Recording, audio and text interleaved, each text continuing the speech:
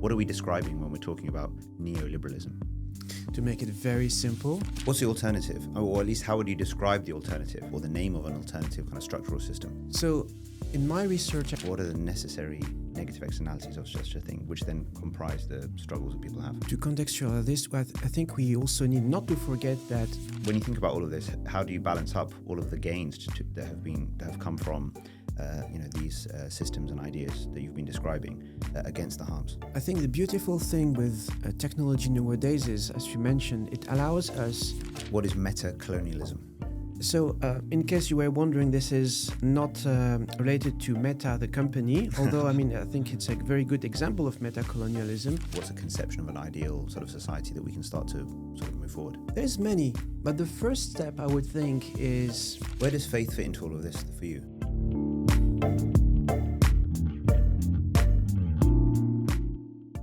Dr. William Barylo, welcome to In Good Faith. thank you for having me. No, it's a pleasure. It's been a long time since we've seen each other, probably years ago when I was at National Zakat Foundation. But no, it's great to catch up. And I know you've been busy in the meantime. You have been pumping out lots of material on your YouTube channel. And you have, as we have presented here, written a book, which was published this year, right? 2025. Yeah. British Muslims in the Neoliberal Empire, Resisting, Healing and Flourishing in the Metacolonial Era. All right. Well, let's break this down. So neoliberalism, people maybe think they know what it is, and some people have heard the term but don't really know what it is. What are we describing when we're talking about neoliberalism? To make it very simple, it's an economic system that was engineered in the late 40s, early 50s, that slowly became adopted by popular figures like Thatcher, Reagan in the US, and later on, which became a lifestyle, I would say, which governs most of our daily lives. To make it simple, neoliberalism as an economic system the idea was deregulation of the market. The state should not interfere in trade and finance. And so the aim was for people to make as much money as possible, and from anything really. It was a culture of competition. The idea was that the market is going to regulate itself because companies are going to compete with each other, but in the end of the day, it's everyone for themselves. And what happened in the late 20th century, early 21st century is that it has become, I would say, more or less of our main lifestyle in Euro-America, in the sense that what was initially an economic system has been applied to all spheres of life, whether we're talking about school, whether we're talking about work, whether we talk about even in the charity sector, humanitarian aid, how it's treated. It's very much, let's make as much money as possible, regardless of the consequences. And with anything possible, this is how we had all these conversations about people commodifying their culture, their faith, turning, in the US, Christian evangelists making money out of religion. And it's very much about, a culture of competition. Everyone is against each other. My aim would be to make more money than you, have a bigger house than you, a bigger car than you, to show that I'm successful. And it's everyone for themselves, in the sense that there is no collaboration. I'm pushing it to the extreme, basically, in simplifying. But that's the idea. We are in a world which becomes more and more individualistic. There is less emphasis on people coming together, organizing together, and building things together. It's very much the cult of the self-made man or self-made woman.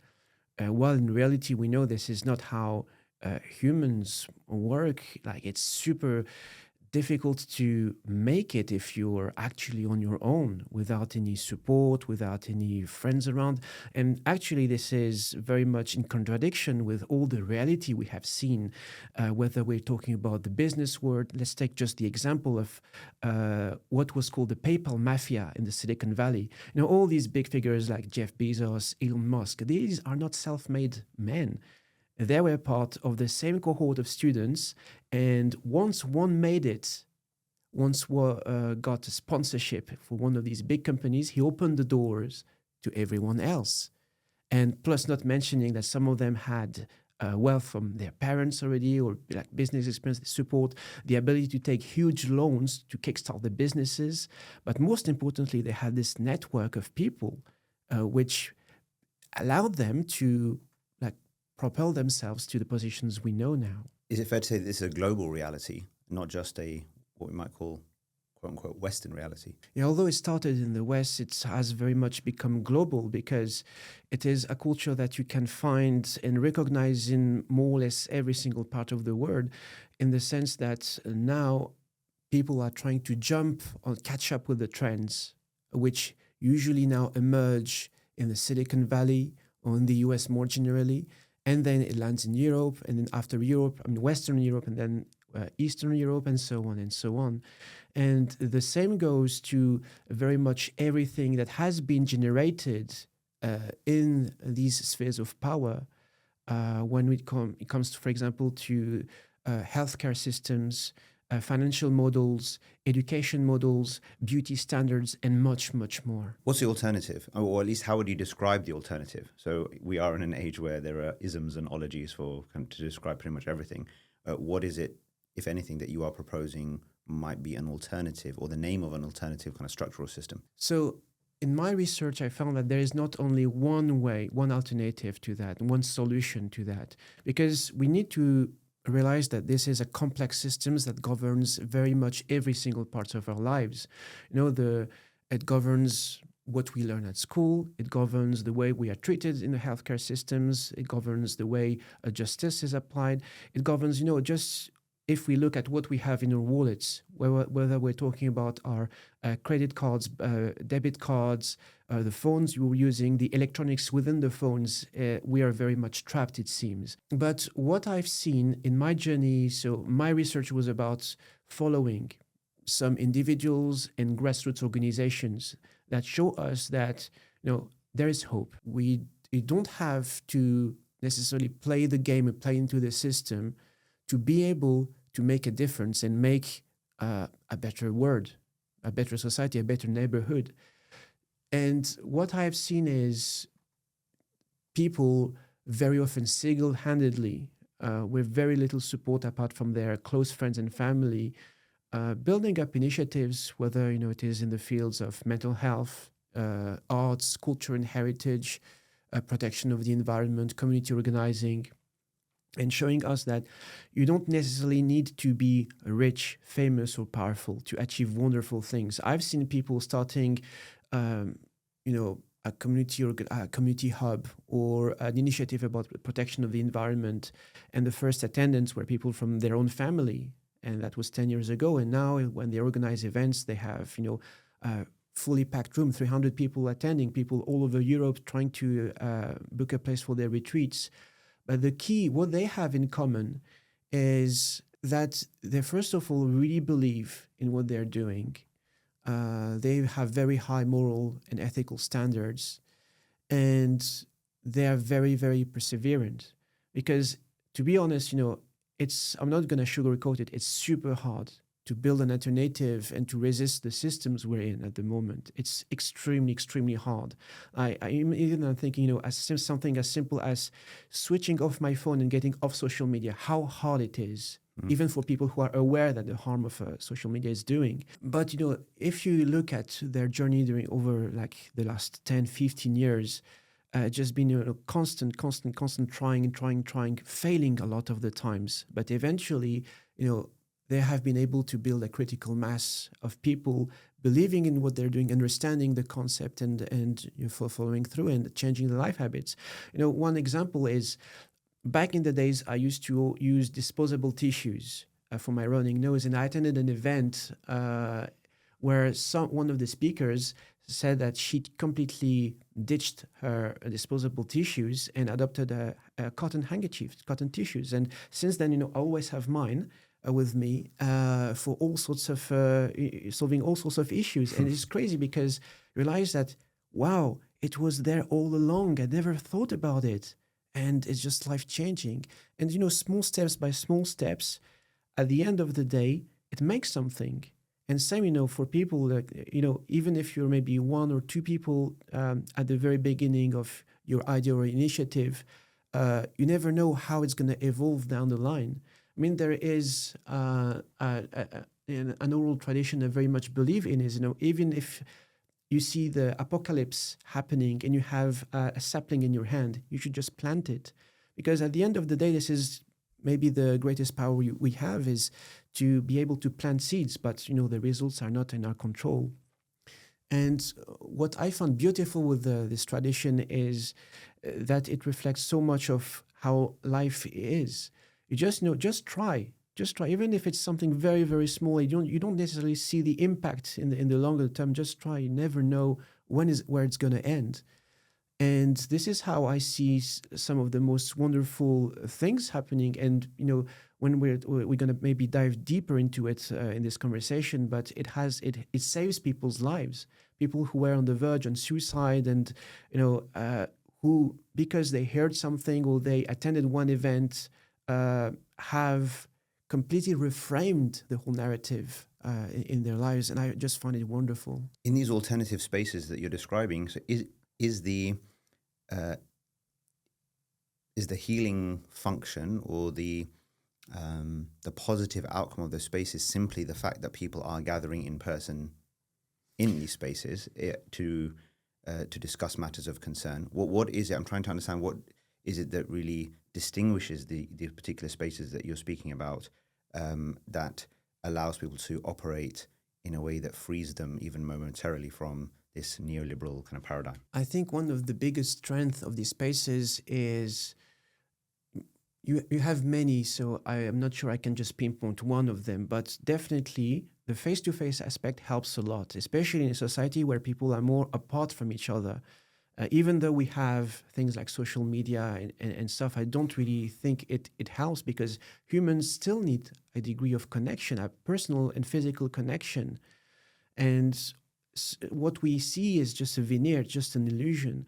And when people come together and meet face to face, because there's a lot in the communication, human communication, that gets lost when it's just translated in like images, stories, reels, posts.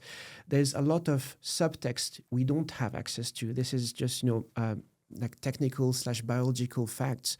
There is body language, feelings. It's a complex matter, and I think people being together, being able to be next to each other, sharing food together, sharing time, sharing space, and also sharing experiences, because a lot of people realize that they're not alone in their struggle. They have other people who may have experienced the same and thought the same at some point.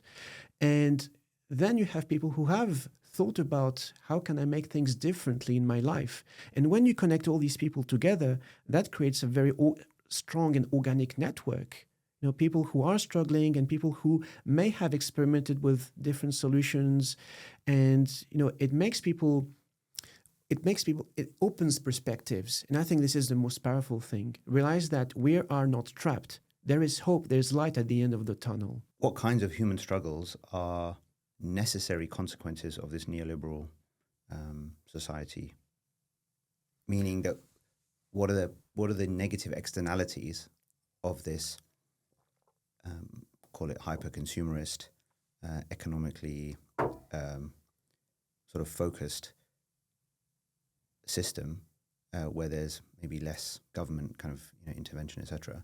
What are the necessary negative externalities of such a thing, which then comprise the struggles that people have? To contextualize this, I think we also need not to forget that governments still play a huge part in what we're experiencing nowadays. Although, the idea that was for the economic system, for the governments to be, apply less regulations, in our world, and we can see it with all different kinds of activism nowadays, how the UK government and the US, like all the Western governments and elsewhere, are trying to regulate what can be said in public and what cannot be said in public, what can be done, cannot done, what are legitimate forms of protest and which are not. And so we need not to forget that this element is still there. And what we see is and because it encompasses so many spheres of our lives, this is what in sociology we call hegemonies.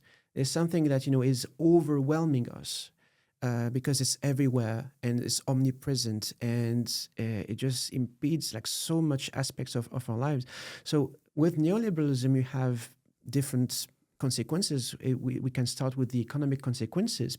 The poor are getting poorer, the rich are getting richer, and the same goes for many other aspects, such as culture, education. People become more and more polarized. There is more, I would say, contrast between the extremes. People who have access to knowledge, good healthcare, and people who do not have access to these. And they enter then either virtuous circles when you are at the top, or vicious circles at the bottom, where if you don't have a good start in life, you're almost condemned at not only staying there, but sometimes is getting worse. So people who are struggling to put food on the table, struggling to pay their rent, who do not have access because of the privatization of the NHS, who do not have access to proper healthcare or healthcare in due time.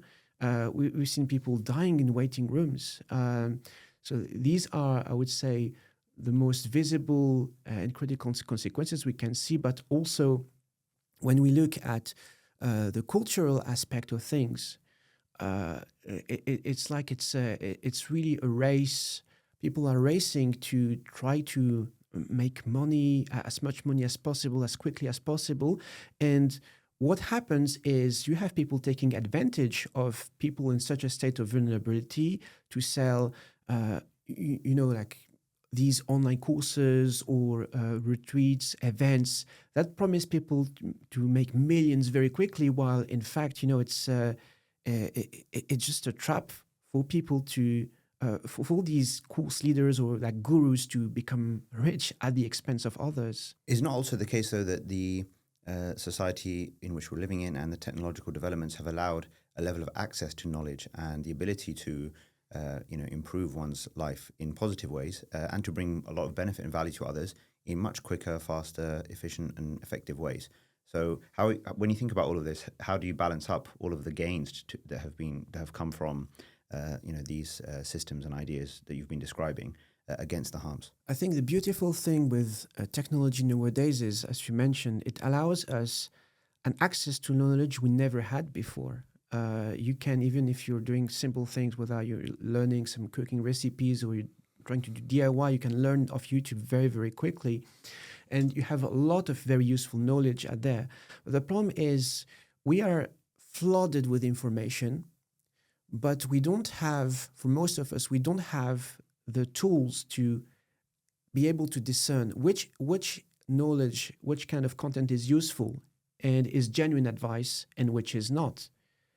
And it applies in like all disciplines. Even if you're doing DIY, you're always people who will give some not the best advice and lead people to make some mistakes. And people are attracted, in a situation where lots of people are desperate to make it out of their conditions, especially those who are the most at the margins.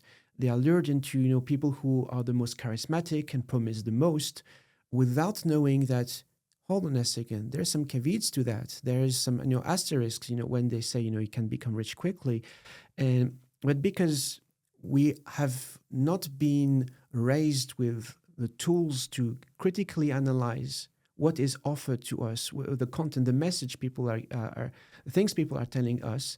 It's just very, very hard for the average person to know whether if they're signing for this online event and which seems genuine because the person is charismatic, has a big following, and it charges they charge £2,000 maybe for 3 hours of being live on stage.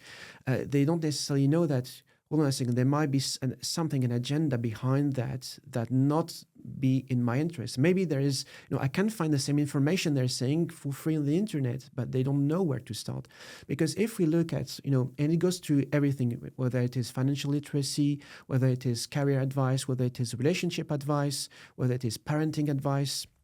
Because if we look at, we are not taught these things anywhere in our current system, especially if our parents didn't have the greatest start of life. I mean, I'm talking for myself when I mentioned my parents who are Polish immigrants who came to France in the 80s. My mom was raised in a farm, harvesting potatoes by minus 40 degrees in the winter. My dad was, he dreamt of being an engineer. He came in his 20s and well, he ended up like long-term unemployed.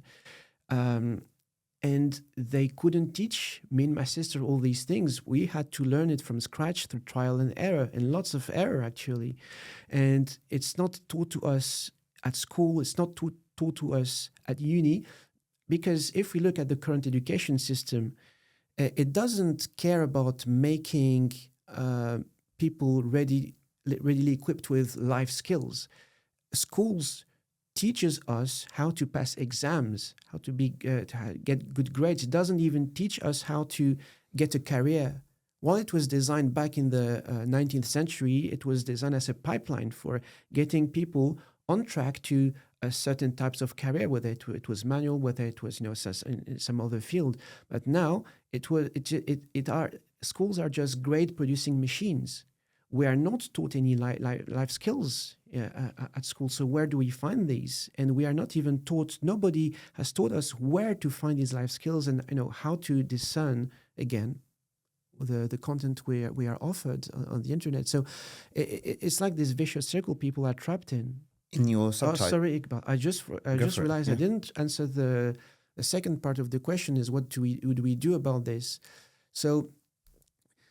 My opinion is going to be a bit biased, obviously, because my job is all about critical thinking. I went to uni. I had to learn how to deal with different sources and different studies, how to assess the quality of a research paper or of books, analyze the biases and what may be said or not, and try to find out the truth. So. I come with how do you say in English? How do you say in English actually? I start ahead. What's the expression? Head start. Yeah. So I got a head start with it, but it's not the case for everybody. An unfair advantage, yeah. An unfair advantage, yes. Thank you. So it was really part of my job, and this is how I applied these professional skills in all fields of my life to be able to make some progress,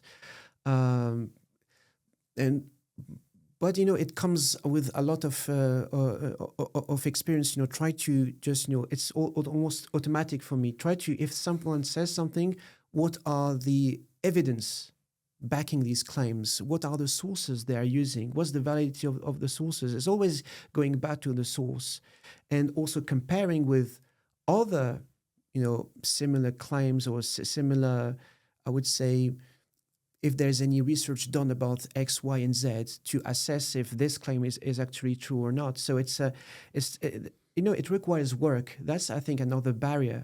If you want to analyze things critically and figure out the truth, that's a bit of more work. It's always simpler, and people don't have the time to just stop and reflect on these kind of things. That's the other trap of the neoliberal society, because we are so trapped in our 9-to-5 routine. People are literally trapped. They are forced to survive. Now, how are you supposed to pay your rent, bring food on the table, and on top of that, analyze whatever you're reading and try to make sense of what is said on social media or else? It's very, very difficult, and this is why people just take the easy route. We're just gonna follow this person or believe this person because they have X millions of followers, and that's it. Mm-hmm.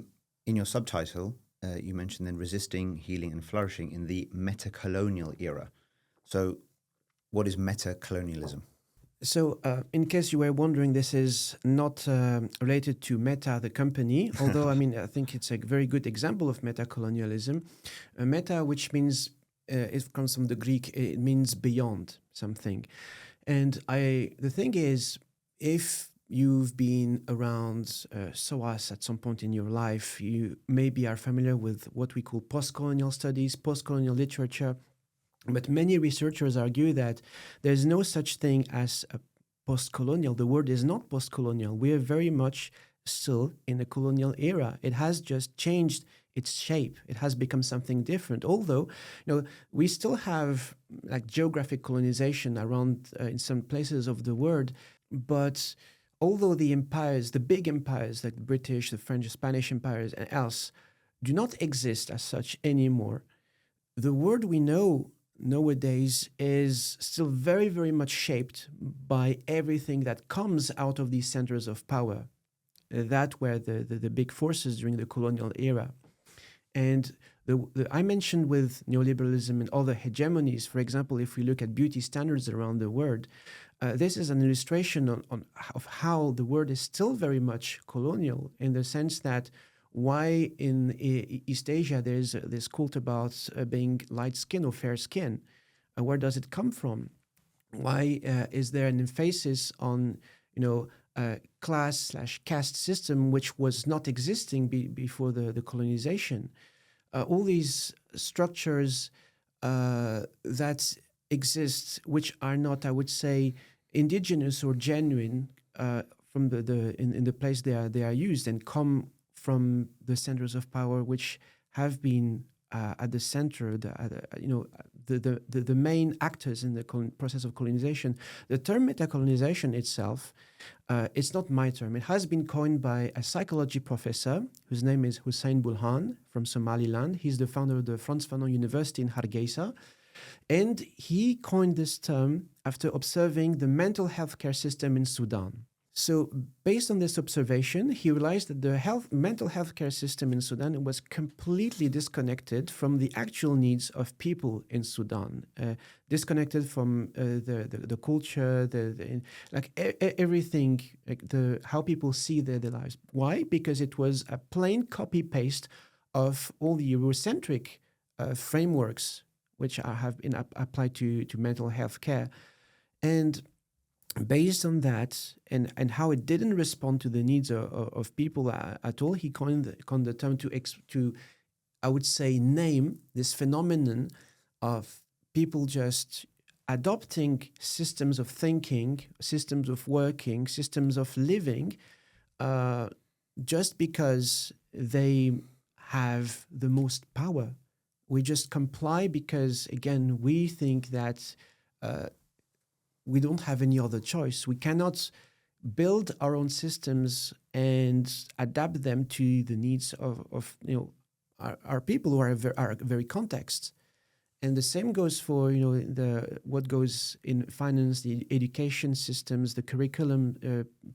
People are taught all over the globe, and in the very way we're thinking, it has an impact. So I like to compare metacolonialism to, if we look at biosciences, to the cancer stage, where stage 4 we have metastasis, where it spreads all over the body to different organs. I find it really, really similar in the sense that it is a form of colonization that is almost eating itself, because it can affect even people in the centers of power, in the sense that if you are a random dude from the north of England and you want to work in the south, what you'll have to do, people are not going to be happy with your accent, especially if you want to work in the broadcast industry or in the media.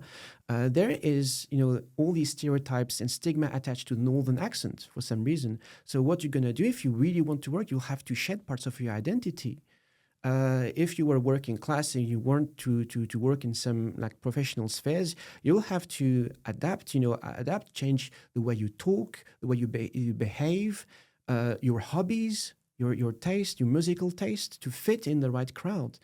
And so I expand on Hussein Bulhan's finding to define metacolonialism as a form of colonization that is not forced upon people. We're not obliged by the law to, shed and sacrifice parts of our morals, our ethics, our identity to fit in, but it's just strongly suggested, meaning that if we don't do that, we will not be granted basic rights. We will not be granted job opportunities. We will not be granted access to some networks. And I think one of the most I would say illustrative forms of this colonization is what we see happening with Palestine nowadays, in the sense that it's been going on for decades. It's not illegal to speak about Palestine in the workplace and public, but if you do so, there are risks, there are consequences attached to it. And we saw how in the mid-2010s, some influencers lost their contracts because Some people dug their tweets from like 10 years ago in support of Palestine. And, the story of Amina Khan and L'Oreal, that's when an obvious case, and you have many footballers who have been in trouble for the same things. It's, and these are just the visible parts of the iceberg. So it is a way of controlling how people speak, how people behave, how people should look like. And if they don't do so, they're going to be denied opportunities. They're going to be denied an existence as a valid citizen, basically. Who is determining the boundaries that mark, if you want to say, in-groups and out-groups in this kind of system? Because I think sometimes we speak about these things and then it's, people might reasonably just want to know, well, okay, so where is this coming from? Because actually it seems as though sometimes you have a lot of maybe almost like an unconscious willing participation, right, in furthering certain stereotypes, agenda, what have you. But presumably, if there's going to be any reasonable pushback over time, we need to have a sense of where is the source of all of this, right? What do you say to that? The crazy thing about metacolonialism is that it is a decentralized form of colonization, meaning that there's not only one source, and it's not only one group of people that decides the agenda. It can be replicated in all spheres of the society, even within groups where we think are marginalized. I'm going to give you an example. It's if we look at the Muslim manosphere that has been very popular in the past years, and especially it has been growing in popularity since the first Trump mandate. So we have Muslims who have been born and raised here in Europe and America, who are, I would say, who are recycling arguments made by Islamophobes just after 9/11. Okay, so can you give an example? Yeah. Or, Muslims who internalize Islamophobia, like people who, like Sajid Javid in the Conservatives, Zia Yusuf, who is chair of Reform UK and proudly Muslim at the same time. And there's many, many other examples. So we have come to a point where even people at the margins who are historically oppressed can become oppressors. And people who were part of people, I would say, demographics we would have seen in power can still be oppressed in a way we see with the white working class. It's crazy because it's literally everywhere. Just, again, cancer stage 4 metastasis. But the key, I would say, the common thread is that this. I want to quote Bell Hooks, who analyzed this as the dominator model. So it is a way of which can be applied to different. It can be the dominator masculinity, the dominator nationalism, Muslimness. It can be applied with like all sorts of different adjectives attached to it. But the key is that people have almost internalized the thought that if you want to succeed in the society, you have to dominate others, you have to exclude others. It is a form, I would say, of generalized supremacy. The illusion that if we want to make it in life, if we want to survive, we're in this kind of Darwinian society where it's the survival of the strongest, the survival of the most controversial thought, the survival of the most powerful, the wealthiest, the most famous. And people buy into it because, again, neoliberalism, the main trick it has, I think the biggest trick of neoliberalism is to create this theology of liberation. Think about it as a religion that promises people that you can escape your condition. You can, if you're like a person of color, you can escape racism if you become rich, famous, or powerful enough. And if you work hard enough. But, I mean, I always say, if it was true, like all the parents coming from all the ex-colonies, all these immigrant parents, if, it was based on hard work, they would be millionaires by now. So it's just, it's an illusion. The same you find in these, self-help gurus, what they are selling, all these mega churches in the US, this promise that, you can escape your condition if you buy into this system or another. Well, what's the alternative message then? So what is the kind of messaging that you think people need to start to hear that could make for a pocket of hope within it? So obviously you described certain types of spaces earlier. I'm thinking just more at a narrative level. You've talked a lot about the messaging that people are receiving that is sort of reinforcing these colonial / neoliberal type of agenda and ideas. The benefit of this decentralized, the benefit of the fact of a decentralized situation is that also puts more power or possibility into the hands of people to challenge the situation. When structures are really top heavy and top down, resistance, if you want to say, can be in many ways much more difficult. Whereas now, yes, there's lots of pros and cons to the fact that anybody can have a voice, out there. But obviously, one of the pros is that people who have something positive to say and a beneficial narrative can say it basically. So, what is the kind of on an open mic? What does Dr. Barylo have to say to the world in terms of what is the alternative? What's a conception of an ideal sort of society that we can start to sort of move forward? There's many, but the first step I would think is BDS, to put it simply. Boycott, disinvest, and sanction, which I think it's a wonderful concept that can be applied to so many things, because if we look at things, how do they work? Whether it is, when it came to capitalism, you had this expression, voting with our wallets. Now in the era of social media, where the main economy is the attention economy, every single like we give, every single subscribe or follow bears a bit of power. And when it comes to, let's say, influencers, for example, who are, yes, on one end, they are colonial agents because they're replicating the same systems of oppression.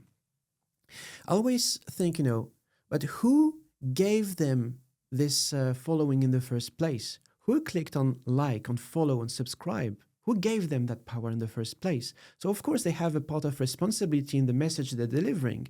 But then, don't we have a part of responsibility in who do we follow? Who do we give power to? And in the same way, boycott works by disinvesting ourselves from, putting money into some harmful companies. I believe we can absolutely do the same when it comes to social media, where a lot of the things, because all these likes and follows are not innocent. People get real life deals with brands. They get money out of these numbers. So it works in the same way. What if instead of giving power to these harmful figures, we give power to people we believe in, are bringing in solutions, talk about alternatives, talk about solutions, and say sensible things.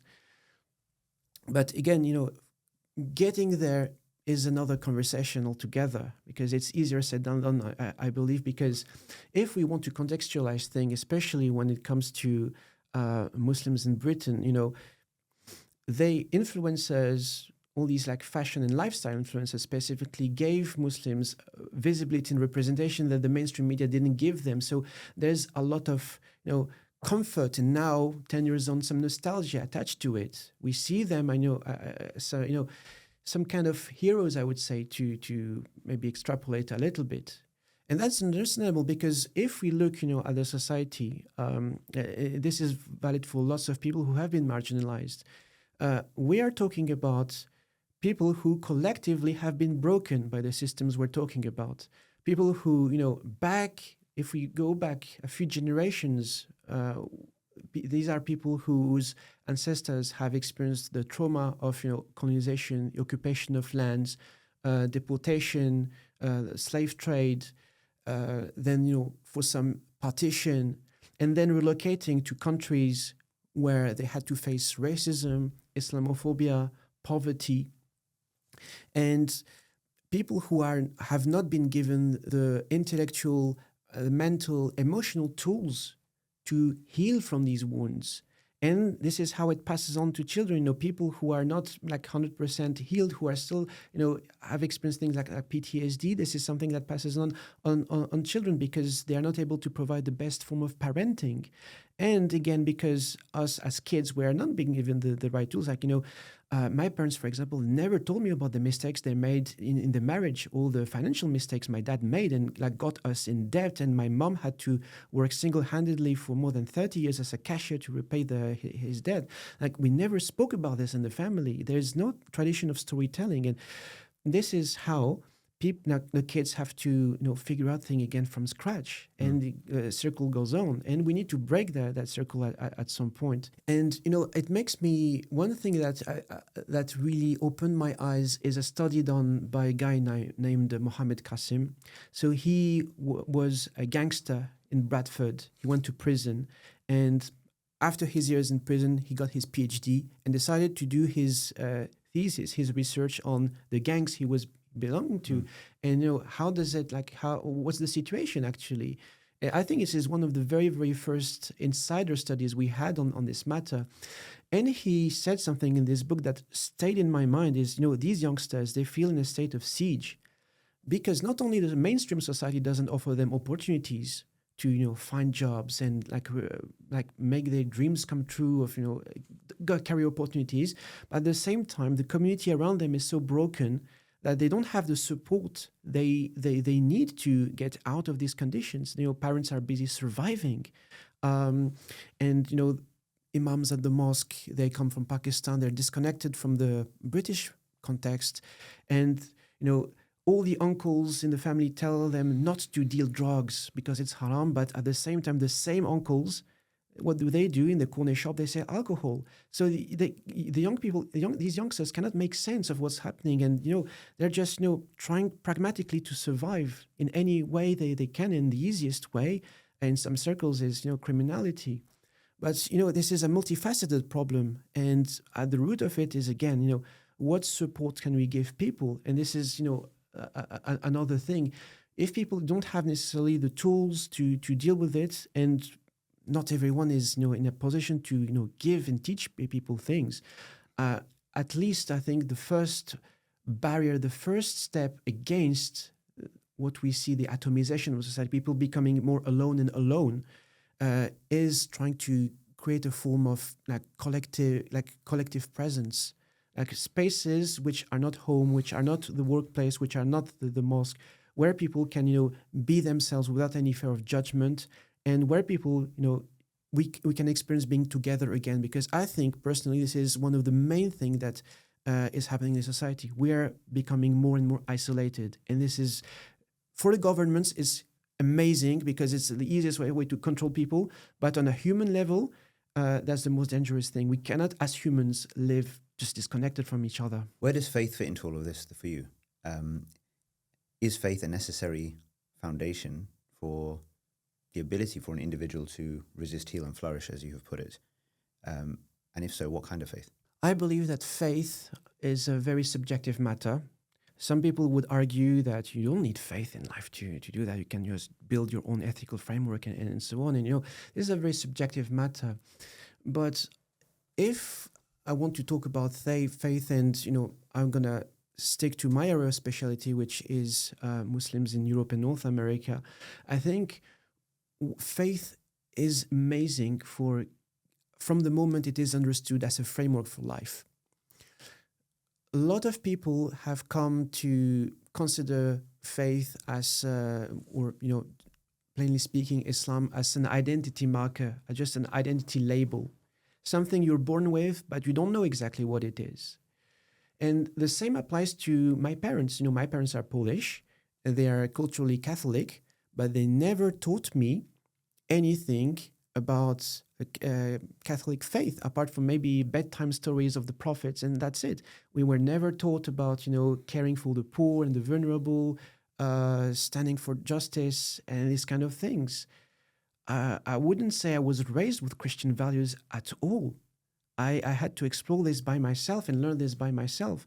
This is something that was, part of their culture. They carried on, but didn't really know what to do with that. While, if you dig deep into the scriptures, you realize that it's a wonderful framework for life. The lessons you get, things like the concepts such as, speaking truth to power. This is just so fundamental.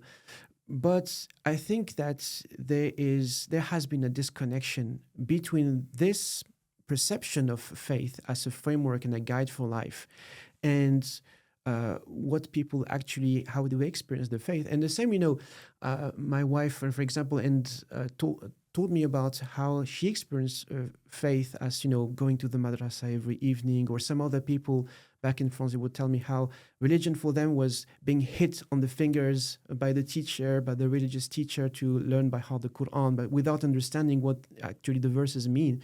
And the same happened for me for my first communion. We had this intensive course in a Polish church in Paris, and we would recite, these songs without understanding what do they mean, and with this very severe looking guy with a huge beard and a ruler in his hand, ready to smack our fingers. If I don't think it's the right way, to approach these kind of things, because if from the moment we consider faith as not again a stringent set of rules, but more a map about life and all the different possibilities, and what are the best practices to lead us to where we want to be, not only in this world but also the next.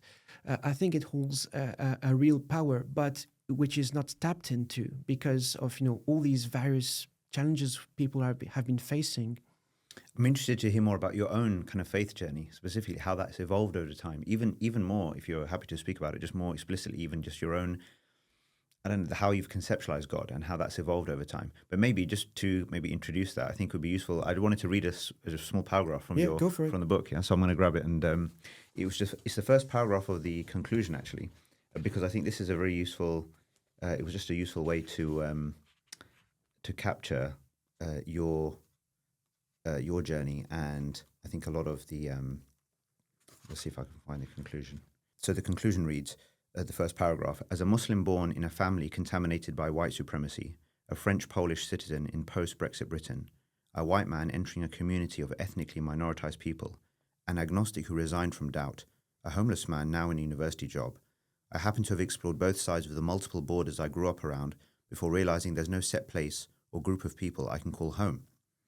I understand now why my parents erased my Polish identity, why, like many others, they harbored a hatred towards black people and Muslims, why I couldn't find a job or get married within British Muslim communities.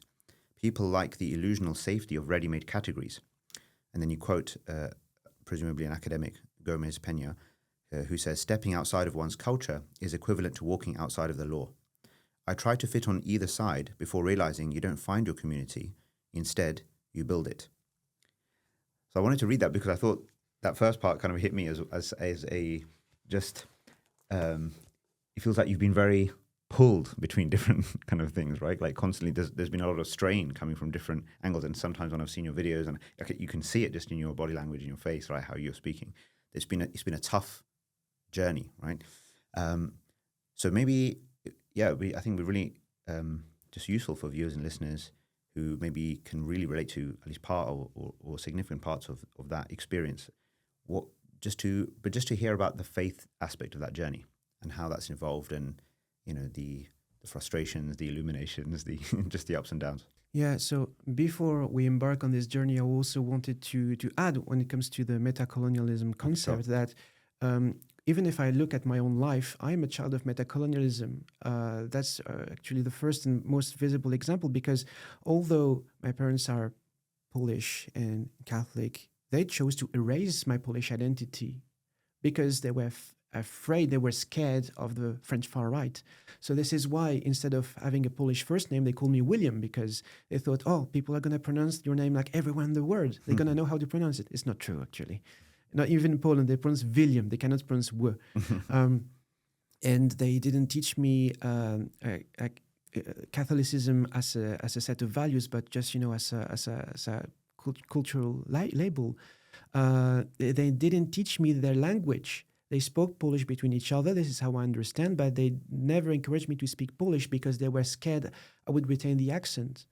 And this is, the first, it hit me, when I was studying coloniality, how even though my parents are not from ex-colonies, my identity has been erased for the same reasons people erase their identity here. But in my faith journey, So obviously, I grew up, I would say, agnostic. I just didn't care about whether there's a God or not. I was familiar with the concept because my parents uh, raised me in this universe where you have you pray and stuff. You go to church, but I really didn't feel it was real. That's until later after my high school years, where I would say I reconnected with my faith and through very random and simple events, just like losing my phone and finding it after a series of events. I cannot describe it in any other word as a miracle. And where I realized that, oh, hold on a second, if I talk to God, He answers. What is there? What's happening there? Because I have a degree in chemistry. Before sociology, I was dead set on studying chemistry. So I'm a very very rational person. I like evidence, figures, and everything. But there's some events in my life that I subjectively, that's my perception, that I consider just too much to be an accident, too much to be a coincidence, too much to be just random.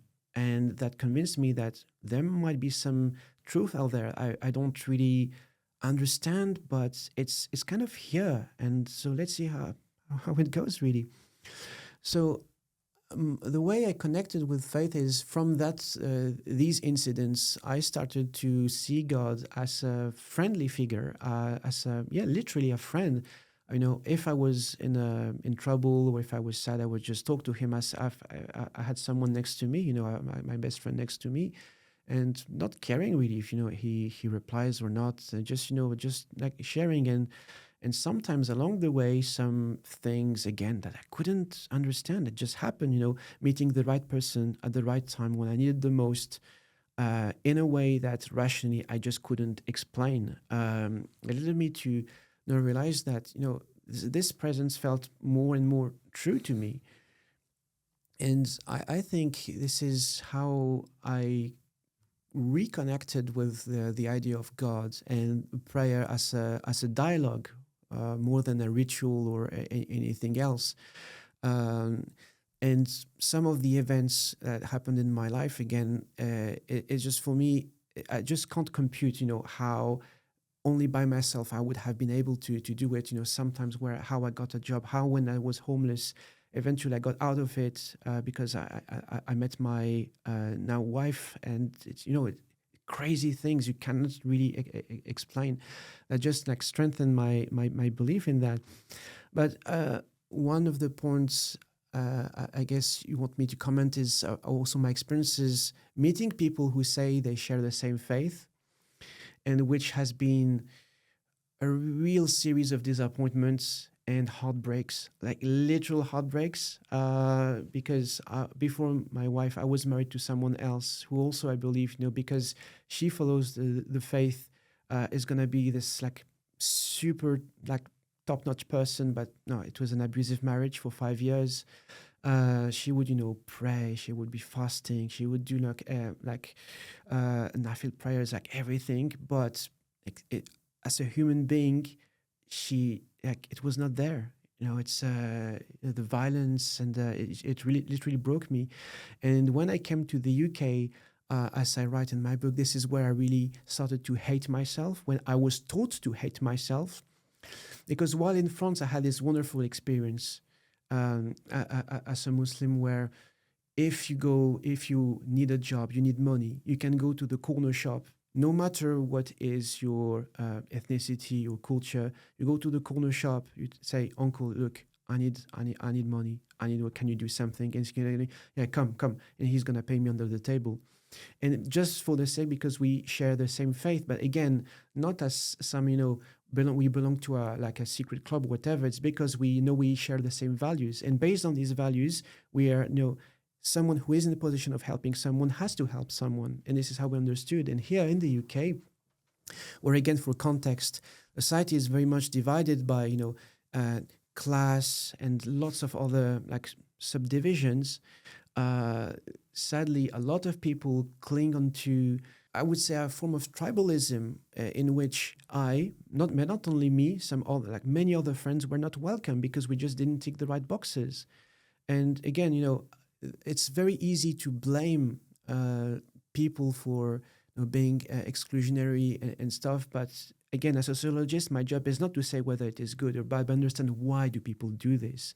And we've explored a little bit in our conversation, because of trauma, because when you're in survival mode, you want to protect yourself and people who are in your immediate proximity. Because even in my wife, I think she is British-born, Punjabi, Pakistani, but she had so many bad experiences in her life with other Muslims because despite her identity, her ethnicity, she just doesn't tick the right boxes. People say, oh, she's too strong-minded, she's too opinionated, oh, she speaks too loudly, she, things that are not considered as, the norm for what is like femininity, all these kind of things.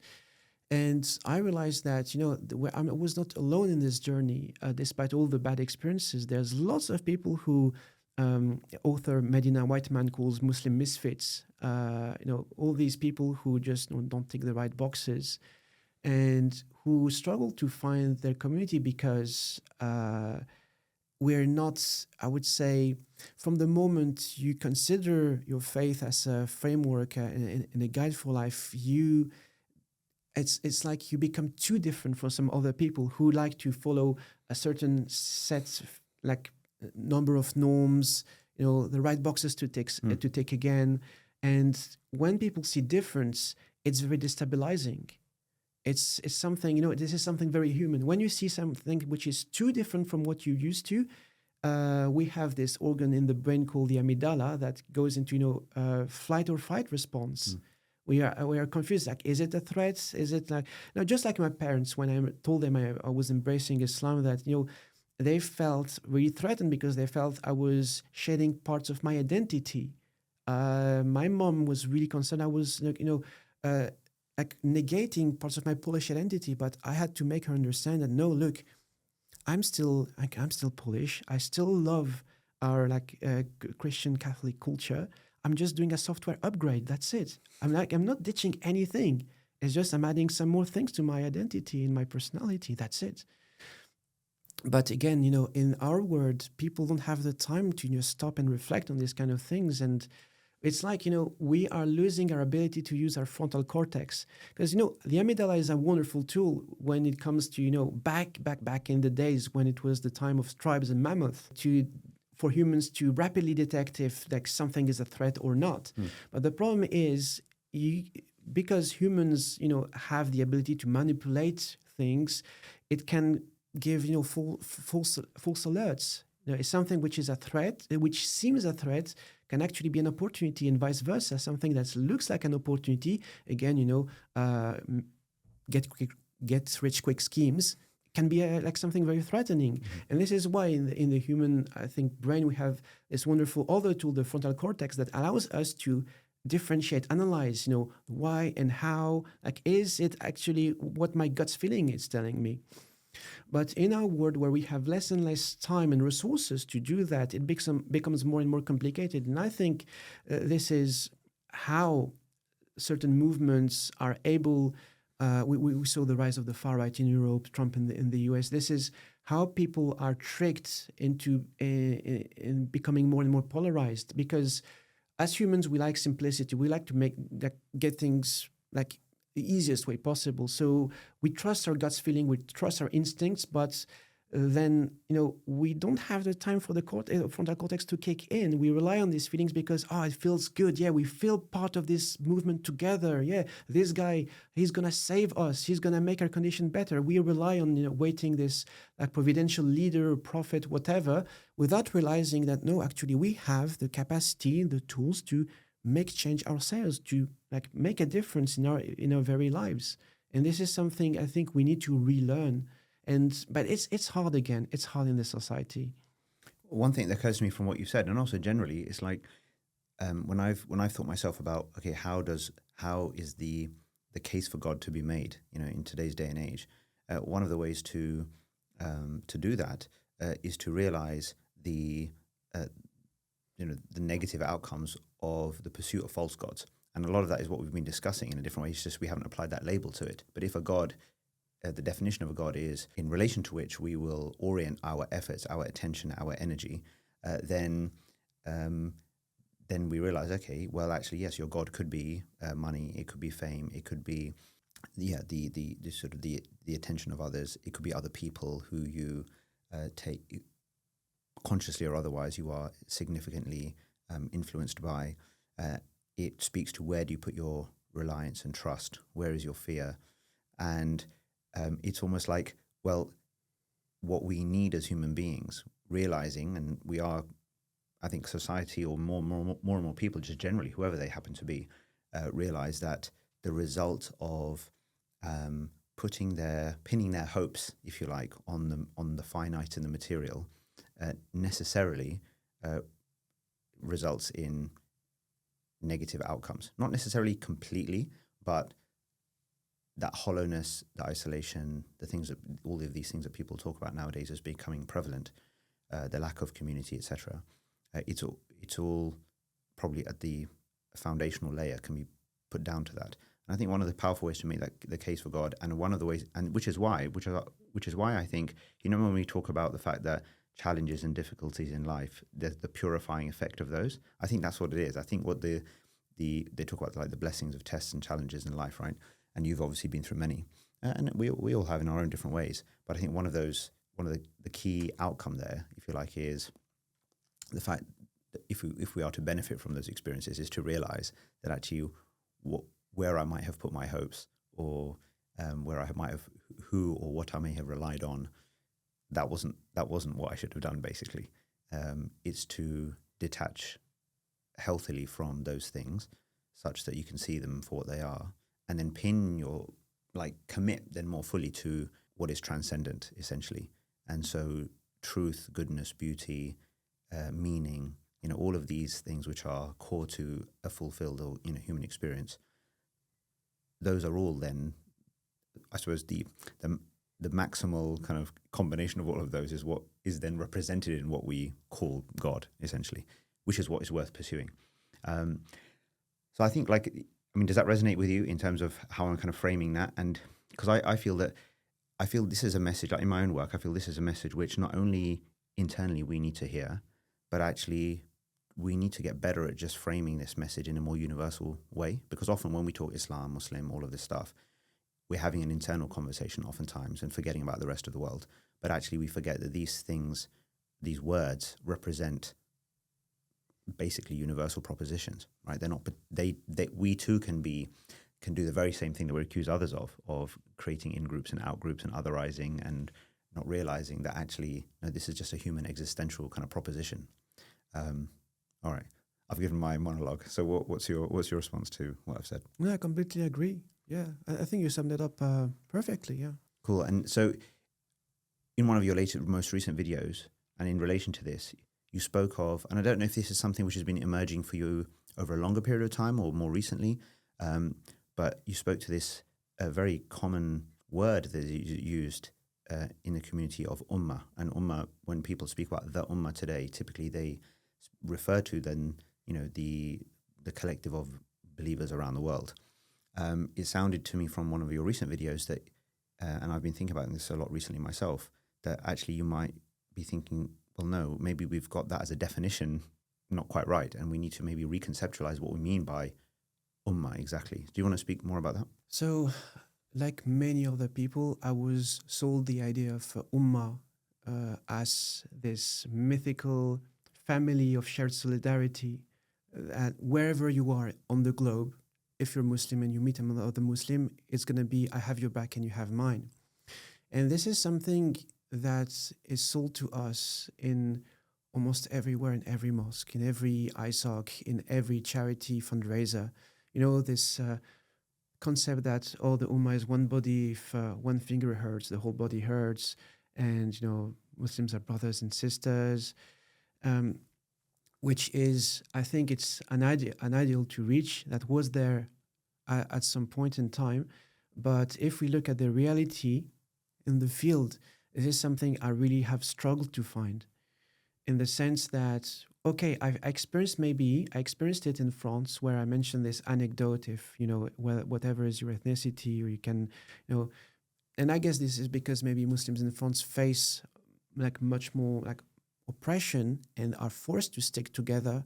While things may have changed now, the world is evolving. But here in the UK, I came with this idea that things are going to be like in France, that by virtue of my faith, I'm going to find a support network in any mosque I go, in any charity I go to. And I wouldn't have any problems, finding a spouse or making friends. And that was the complete opposite, where I realized that, to quote one of my participants in my fieldwork, the ummah has become people's gangs. It is something I would say, used for, symbolic purposes to create this illusion of unity or strength across the globe. But in practice, this is not something which I found, at least here in the UK. And it really broke my heart because, you grow up with this idea, this illusion. And when it shatters, it's almost as, you've lost a relative. I had to mourn it for years and trying to make sense, trying to understand, why is it happening? Why me and some other friends of mine have been treated like this by people who were supposed to share the same values as us. It was really, really heartbreaking. And that was one of my main impulses for my research work, because I really wanted to understand what in people's journey, in people's education, or like, how did they come to become so exclusionary? And so we've talked about many of the reasons, but also, after that, I had to take steps forward for trying to find, like, if this is not my community, where should I find my community? Where is home, really? Because as humans, we all have this sense of like longing to somewhere, to a family, and obviously, we don't have this in my own blood family, because I don't know if this is Polish culture or just my family, but we don't keep in touch with each other. And my wife's family, they all have their qualities, but they have also their flaws, and it's difficult, And I just thought about all the people I know who have supported me from day one, people who've been with me when I was at the lowest of the lowest, and who, helped me, supported me, and we did things together. We thought about ideas together. And I've realized that it's all people who just don't tick the right boxes. They're not, necessarily Muslim or even believe in anything, but what we have in common is we have this impetus for becoming better people. And what it means, better people, it means people who can be at the service of others, who are stewards. And I refer to the concept we have in the Quran of khilafah, stewardship, which means really to not, it's very, it's not the idea of like the Western, like Eurocentric leader who dominates, who is like ahead, takes all the merits, and we're like, the stereotypical self-made man, but is someone who tries to be there for those who are in need, and even if themselves they don't have much, this is again an illusion of this world, that thinking that we don't have any power. But even if we are in a very dire situation, whether it is financially, mentally, there's always people who have it worse than us, and who may be like in our immediate proximity, and we don't necessarily realize it. But realizing that, even when we are in this kind of situation, we still have a duty towards others. And we are here to try to make this place a better place, basically, a better world, a better society. I think whenever people go into that direction, I realize that this is where I should stick around these people. And another writing that really opened my eyes is, it's random. It's not like a big book or anything. It's a report by a Young Institute here in the UK, written by Yahya Burt, who contextualizes the concept of ummah, and said that it has written that historically, at the time of the Prophet, peace be upon him, the concept of ummah was not just Muslims. It included Christians, it included Jews, it included pagans, who were working together at building this society, which was Medina at the time. And it was based on values, not ethnicity. It was not based on religion or beliefs. It was based on these values and working towards a common goal. And this idea completely blew my mind. And, it also comforted me thinking that, yeah, I'm heading towards the right direction. And realizing that because, by essence, we were not being sent here to work just with Muslims. People who embrace Islam, we have this illusion that we should work in the Muslim charity sector because we have a duty towards the ummah. But no, the Prophet was not sent only for Muslim. He was sent for the whole of humanity. So if we say that we follow his footsteps, we are here to benefit the whole of humanity. And, when you piece the pieces like the puzzle together, that was, I think, the turning point for me. So for those living here in the UK, what's the implication of that? Is it actually to therefore have a more, because you often bound up in this Muslim identity is sometimes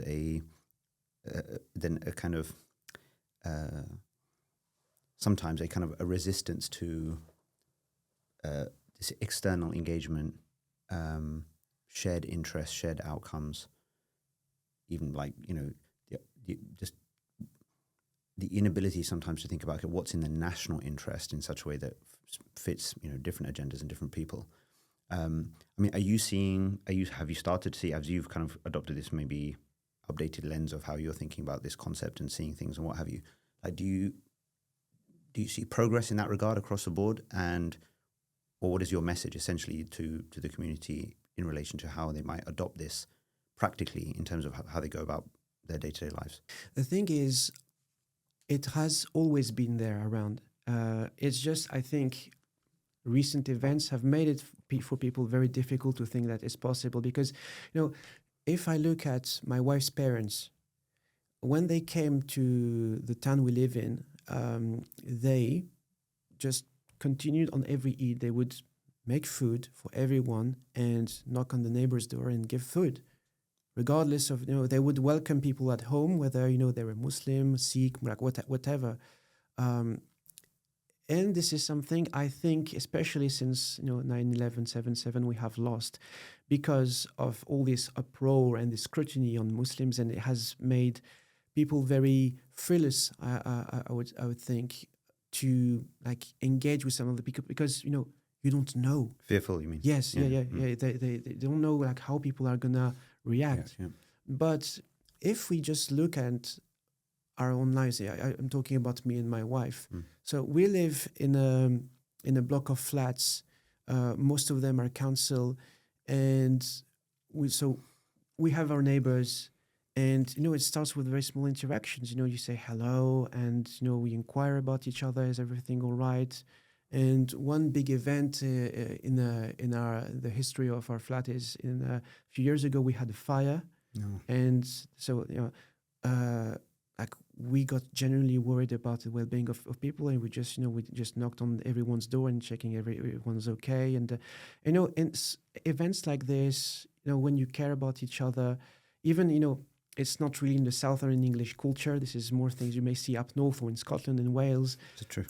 But still, it's for us, it was impossible not to, inquire about our neighbors. And then, bonds grow. It might be slower here in this part of England, but still, I think, you realize that then it creates wonderful things. We have our neighbor, Lisa. She's of Irish descent, and, lovely woman. And now, she, if we need to, for our daughter to be with someone to look after her, we can ask her for help, and vice versa. We've been doing DIY work for her, and this is how community starts.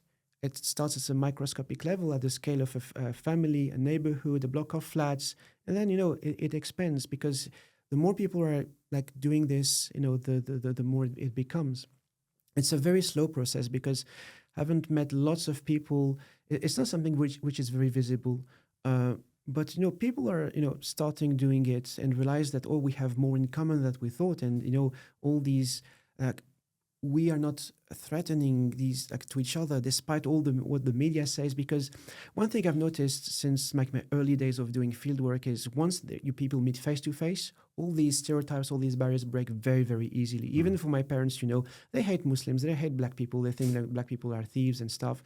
But we had Lebanese neighbors back in the days, and they would think Muslims are all these like violent people. No, except our neighbors. We're always like that. And this is these invisible bonds that are created that eventually are going to make something big. But I think it's going to take time, because still the state apparatus, the media play a very, very big role in shaping people's consciousness. So this is going to be hard to overcome, but I want to remain optimistic. Fine. Any key messages, themes, or ideas that you would have liked to speak to but we haven't touched on? So one of my key ideas of the book is representation is not liberation. And I think this is, again, one of the main tricks of the neoliberal theology of liberation, thinking that, if we have Muslims in positions of power, in politics, in business, in the media, it's going to solve the problem of racism and Islamophobia. And this is not working. This is not how things work. Because, I respect the intent, but the premises are flawed. It's not because people are in positions of power that is going to change things. Did Sadiq Khan change anything from the economic, political, and social situations of Muslims in London? Did Obama change anything for the economic, political, and social situations of black people in the US? Absolutely not. Does it help if we have Muslims in Reform UK like Zia Yusuf? And we had a study done by some researchers about the effect of having Mo Salah at Liverpool and how apparently it reduced hate crime rates in the area. But, I always refer back then, if that was true, what about France? In 1998, they won the World Cup. And the team was, made of people from North African descent, West African descent, and there was a huge celebration about, this diverse France that wins World Cups. But if we look down, what happened down the line? 6 years after this World Cup victory, France banned hijab in high school. A few years later, banned the niqab in public spaces. So does having Muslims in these situations of high visibility and power actually change things if there is nothing behind to actually change the very systems? Because what we see is a lot of them, fine, they attain these positions, but what is the strategy? Are they around people who actually support and share the same values? Because if we go into these spaces and you're completely isolated, you see what happens to the US, to these people who, like Alexandria Ocasio-Cortez, who went into the Democratic Party, had all these radical views, and later down the line, what he's saying doesn't. So this is, I think, something we need to be conscious of, that, change is not happening when we race for these positions of power, visibility, and fame. This is another trick of this theology of liberation that make us think that change is only possible from the top. We forget that, no, there's a power of being together, being in numbers. So what's your view on the kinds of changes that are possible, even when people don't have the resources, financial, network, kind of resources? Because people oftentimes viewing or listening, oftentimes people say, well, yes, I understand everything that's being said, but I don't have the power. I don't have the capability. How would you respond, or how would you advise such a person? Yeah, so there's always something possible. There's always hope, and there's always possibilities. And to illustrate that, I want to quote a story which I have observed in my fieldwork, which it was over the span of 10 years. Because my work is long-term observation, but there's the story of two initiatives, which goal was the protection of the environment and making people become aware of what does protection of the environment means. So there was one charity created in 2010. They were launched with lots of support from the community, big names supporting them. They had offices in East London Mosque. They had funding. They had paid members of staff. And they were campaigning, joining protests in front of Parliament when it came to climate change. And one of their goals was to make mosques in the UK adopt eco-friendly measures, installing solar panels or timed taps to save water, and so on and so on. And so I followed them from their early years until 2020 during the pandemic when they closed down because they just ran out of funds and there wasn't enough momentum for them to keep up. So sadly they closed down.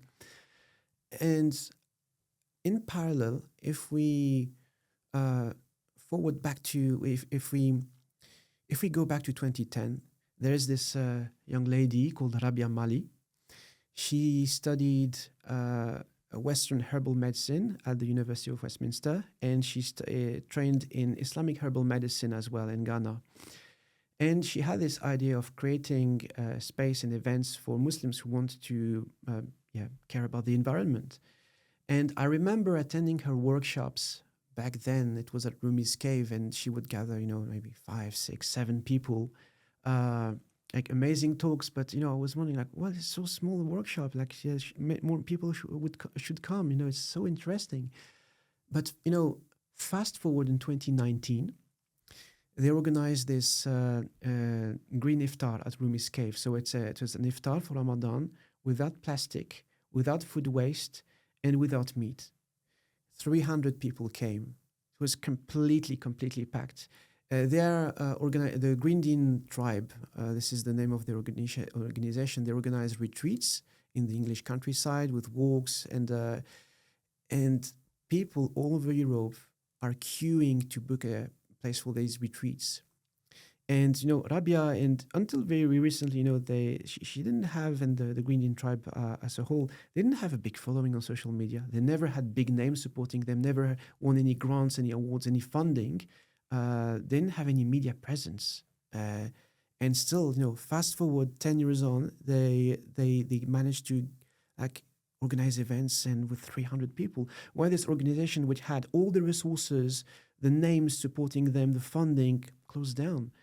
And when I look at that, it gives me a lot of hope because it's an illustration of, it's not because you have the marketing team, you have the grants, you have the money, the networks that you're going to necessarily change things. What didn't work with this organization is, what happens if you send volunteers to talk to uncles on the mosque committee about investing in solar panels and how do you think it's going to be received? If they got this 20-year-old coming out of nowhere telling them that they should do this and that and that. And you had on the other side Rabia, who, it was very organic. It was first people from her own family, then her own friends and friends of friends, until we came to this event with 300 people. And for me, it's an illustration how human connection, like bonds of trust, the power of bonds of trust and face-to-face interactions compared to all these numbers, figures, followers, marketing, and money. In sociology, we call this a strong trust or primary trust. What Rabia achieved, as opposed to secondary trust or weak trust. Same kind of trust that people, politicians use, brands use with advertising. Because we see them everywhere, we subconsciously think that they are trustable, where in fact not at all. Unless we have met them face to face, we have tried their products. It's not because everyone buys them or votes for them that they're necessarily good. Well, this organic growth, it really tells me that even if you have nothing, you can go very, very far. As long as it's a tough road, it's a tough journey. She has struggled, and it's still they struggle to understand why do organizations that have marketing teams and stuff are just going ahead and getting all the visibility but this is how the world works. But it doesn't mean cancel the validity of what she's doing. And as a proof, people are queuing to attend this event because they believe in the message. They want to be part of it. They want to be part of something which, at the end of the day, is like a family. And I think this is what's the appeal is. Yeah, and I think it also is an important lesson around, making sure that we are actually building and constructing. Because, as I'm sure you'll agree, one of the most easy things to fall into, faced with all the challenges that you've been describing, especially at the beginning of this conversation, is simply just to complain about the hegemonic structures and just to complain about it and blame and point the finger. But then when you ask somebody, okay, so what are you actually building as an alternative, constructing, even if that is simply a building or as you have done to a strong degree as well, like offering spaces where that sense making can take place, so at least people have a framing within which to kind of understand what's governing their lives, I suppose. That I think that's really, really important, because just a complaint often doesn't work. And sometimes, of course, the resisting or trying to work with the institutions that are representative of a status quo, it's possible, but it can be very difficult. And there's this famous quote by this guy, Buckminster Fuller. I don't know if you've heard of him, but he was this polymath, like systems theorist and all sorts. He said, you never change the existing reality by fighting the status quo, right? Essentially, you have to build an alternative that makes the existing solution obsolete, basically. So I think that's definitely an important lesson. Yeah. Any other final thoughts from you in terms of what you'd like to leave the audience with, and anything you'd like to share? Not from the top of my mind. Okay, fine. All right. Well, look, in that case, Dr. William Barylo, it's been an absolute pleasure. Thank you for all of your efforts, your hard work. I think your personal journey, as well as your intellectual journey, your contributions, your narrative, I know it's brought a lot of hope and a lot of confidence to a lot of people. And I think for anybody who's worked, who does the kind of work that you are doing, I think there's probably a great many more people who benefit from what you have done than sometimes you might realize as well. So the ripple effects, I think, are very significant, and I pray they weigh heavily for you. And I hope that also gives you the confidence to continue in this pathway, and to shed light on more of the situations and the topics, the ideas that people really need to become more and more aware of. And I think that there is a general awakening right nowadays, just across the board, not just within our faith community, but just generally speaking, to the issues. Because at the end of the day, and you gave this sort of cancer example, right? Like when the effects or the negative effects of a particular systems become so widespread and across the board and become almost undeniable, then people do start to wake up. And unfortunately, there are many who predict that there might be some very significant catastrophic level kind of, risks and, events that we're now facing with everything that's going on technologically, environmentally, etc. Hopefully it won't take that to completely wake everybody up, but certainly I think that the tide, I think, is turning on that. The realization is there. And I think what is now, where we're at the beginning of, is sort of solution formulation, really, and experimentation. So whilst it's easy to be despondent in this time, it's also probably a prophetic sort of thing to be excited or positive and optimistic. So we pray for all of the best outcomes, and I pray for long and healthy life for you, so you continue to contribute in all the best ways that you can. Thank you to you too, then. All right, been a pleasure. Until next time.